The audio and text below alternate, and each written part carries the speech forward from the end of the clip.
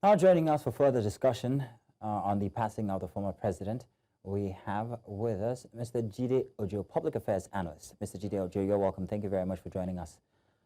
Mr. Ojo, how would you describe the late Muhammadu Buhari as a president and as a legacy?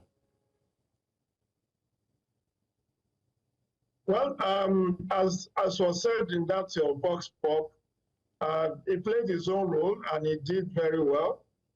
For those of us who are born in the 60s and who witnessed his regime between December 31, 1983 and August 27, 1985, you will see that he is the one that introduced war against indiscipline, WAI, war against indiscipline. He fought, of course, he was accused of human rights abuses, the introduction of Decree 4 that was perceived to be anti-journalist and anti-media.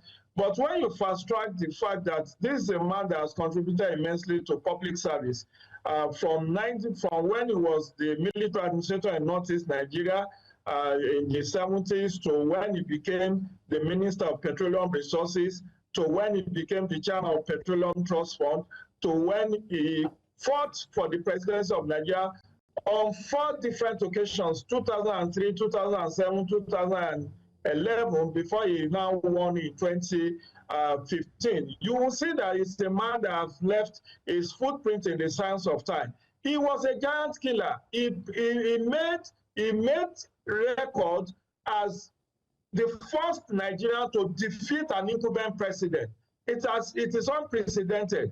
In 2015, he was the only president the only candidate that have defeated an incumbent president. But when you look at even his legacies in terms of infrastructure, he did a lot. The second Niger bridge, the revival of Nigerian railway system, the Lagos-Ibadan Expressway, the completion of several other projects that were legacy projects from previous administration, like that of Obasanjo to Yar'Adua to Goodluck Jonathan. He didn't just abandon them, he completed it. One of the first things he did when he assumed office in 2015 was to give billions of naira in bailout funds to the state governments to be able to pay school and to be able to pay salaries of their workers. We must remember that it was a good gesture, a kind gesture from the federal government of Nigeria. We remember him for the over 1 trillion he spent on the Yakubu Borrowers program to ensure there is food security. As was said in that background, he fought Boko Haram, even though he didn't win the war against insecurity. He came in. Also, the economy was technically, the economy went into recession under him, but also bounced back. Nigeria was the biggest economy under Buhari. He signed into law some legacy legislations, like the National Disability Act for the persons with disability. He signed the Electoral Act 2022. He amended the Constitution on 2 occasions in 2018 and 2023, where we have the not too young to run. We have the devolution of power from the exclusive legislative list to concurrent legislative list. Some of these include the electricity, railway, and prisons, which were moved from the exclusive list to concurrent list. Then in the area of other legislation, he fought corruption with the introduction of whistleblower policy, the introduction of the signing into law of Process of Crime Act, mutual legal assistance for repatriation of stolen wealth, and several other innovations. So the man has made his own input. He has left a legacy that will be difficult to surpass. A legacy difficult to surpass indeed. Thank you very much, Mr. Jide Ojo. But do hang on. I'm being told that I'm being joined by former Commissioner for Information, Plateau State, Yakubu Dati. Thank you very much for joining us, sir. Now, Mr. Yakubu, I wanted to know what you think about the fact that the late president had the penchant to always want to fight corruption. His administration championed this during his time as president. Do you think or believe that this translated to real institutional changes, Mr. Dati? Yes, I believe he laid a lasting foundation, not only in this tenure, even the previous tenure when he came in with General Idiagbon of blessed memory. And he continued that fight to institute the fight against corruption. Remember, he introduced the plea bargain, a system which involves shortening the prosecution process and assisting the government to be able to recoup more funds for governance to go on. I also want to say that one of the things he has brought on board, which is easily forgotten, is the transformation in the electoral system. In the first place, his emergence as the first person to defeat a sitting president in Nigeria also showed that he believed in the electoral system. And to strengthen it against all books, against even what he believed in, we saw that people that were not even proposed to have won even his party's election won because he allowed a free, fair election and allowed people to contest among themselves. And we have contestants that included his friends, the present president, his deputy, his vice president, his ministers, all came out. And he sat there and allowed the democratic process to unveil. And the best emerged at the end of the day. And I think these are silent issues that we should celebrate. This man that has come as a general and has left as a Democrat, who has displayed that if we allowed other structures of government to work, it will work indeed. Mr. Dati, I also noticed that during his... Mr. Dati, sorry, yeah. I didn't mean to cut in there. I thought you were done. But I still want to know from you. Now, how has Buhari's presidency been framed now, especially politically, in political discourse, now that he has passed? Is it any different from what it was from when he was in office or maybe right after office? Well, Buhari's presidents will be remembered for always caring for the poor. Like you know, he's popularly known as Gaskia. And because of his concern for the poor, he was reluctant in taking some very hard decisions, which we are seeing being taken by this administration. Hard and necessary decisions, I must say. And he was also part of people that ensured that the necessary infrastructure was put in place. Don't forget that before his coming, we didn't have, we had forgotten about railway. Most of the railway workers, if you are railway, we're just talking about pensioners. But with his coming, he was able to breathe some life into the railway system, which has, people have benefited across the country. He has also embarked on several road projects, also agricultural projects across the country. But the success or not of the anti-corruption war remains debatable, because at the end of the day, most of the programs he has put in, and some of the programs, especially in the agricultural sector, if they were to yield result, would have been a different country by now. Mr. Ojo, let's come back to you. I wanted to know what the immediate political implication of the former president's death for the APC could be, and maybe even the opposition parties as well. Unfortunately, I'm being told that we have lost network with Mr. Jide Ojo.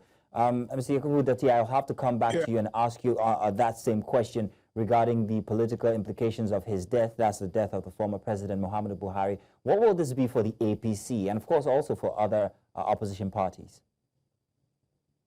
Well, clearly, the death is, when we are in a mourning period, we don't look at the benefits or otherwise, because it's a mourning period and the nation as a whole is in a mourning period. But we celebrate him, especially people in the APC, as a man who promoted the doctrine of non-interference. And that is why for most of his ministers, those who may not even have access to see him on every item, eventually got their issues resolved, because he believed that if he gives you a responsibility, he gives you the power and the resources to carry out those responsibilities. And because he was also very close to people he worked with and empowered them, most of the people that worked around him believed that he had endorsed them to be the next president of Nigeria, not knowing that this is Buhari, who is not for anyone, but for everybody. And that in itself showed,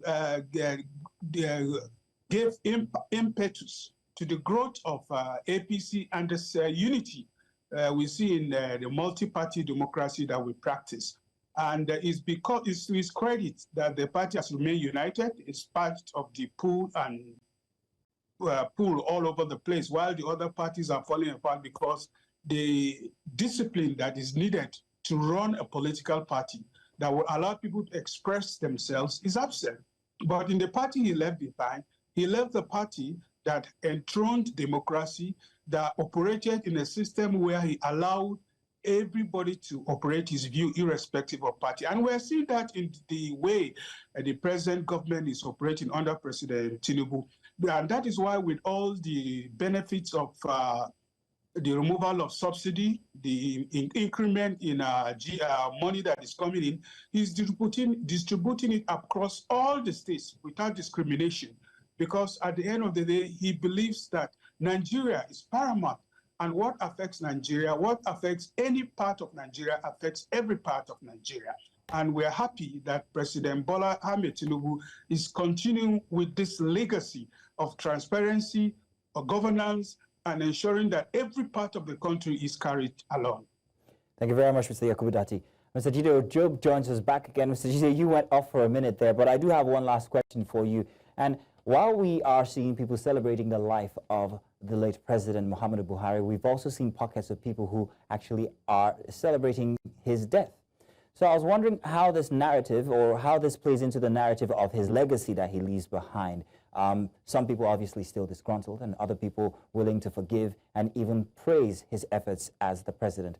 What do you have to say, Mr. Jide Ojo? Well, that's life. As you know, that is life for you. You can't be loved by everybody in this planet Earth. There will be people who will criticize you, who will hate you for even doing the right thing. His anti-corruption posture really riled so many politicians because they felt it didn't allow them to eat. This is a man that is so disciplined. Did you know he has just one wife? He has one wife. He had only been twice married. He divorced his first wife after his detention for some 20 or 40 months, and then he married Aisha, and it's only one wife, 10 children, and modest income. Yeah, I recall that in 2015, he could not pay easily the 27.5 million APC charge for nomination fee. He had to go and take bank draft to be able to pay. So that's the kind of disciplinarian that he is. Of course, the media circle, the decree 4 that he initiated in his first time as head of state, rankles many media practitioners that his anti-democratic credentials, the fact that repression, human rights repression, was accused of that. Even the handling of Lekki Toll Gate SARS protest was blamed on him, even though he may not have been the one that ordered the shooting of those innocent souls at Lekki Toll Gates during the SARS protest of 2020. But he has his own failings. Don't also forget that by the time he was president, he was already in his 70s, and he has debilitating health challenge that in 2017, he was away for 6 months on health tourism to UK.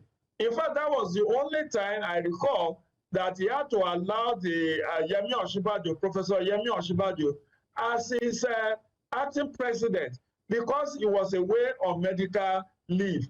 And people even said he has died, that even now I see all manner of trolling, all manner of videos saying he's Jubil of Sudan, he has died. He himself admitted that he wished he were president in his younger years, when he could have had better eyes for details. But he's a woman. He has his own frailties. Yes, people call him Baba Go Slow. People felt, he didn't solve the security challenge. He didn't solve the economic challenge. I told you earlier on that the economy went into recession under him, but it also rebounded under him. People blame him for all manner of corruption of his aides, but nobody has ever said, I bribed Buhari, that he is living above his image. He returned to his farm in Daura. How many presidents have done that? Okay. Aside from Obasanjo, the other president, Goodluck Jonathan, lives more or less in Abuja. Then. But this is a man that had, a lot of prudence. He's a statesman, from soldier to statesman, a patriot of no immense pleasure. He's a titan, and he's a man that has left his footprint, like I said, in the sands of time. I will definitely miss him as a person, and Nigeria will miss him in future. Mr. Jide Ojo, thank you very much for your input. Also, Mr. Yakubu Dati, thank you very much for also joining us, gentlemen. Thank you indeed.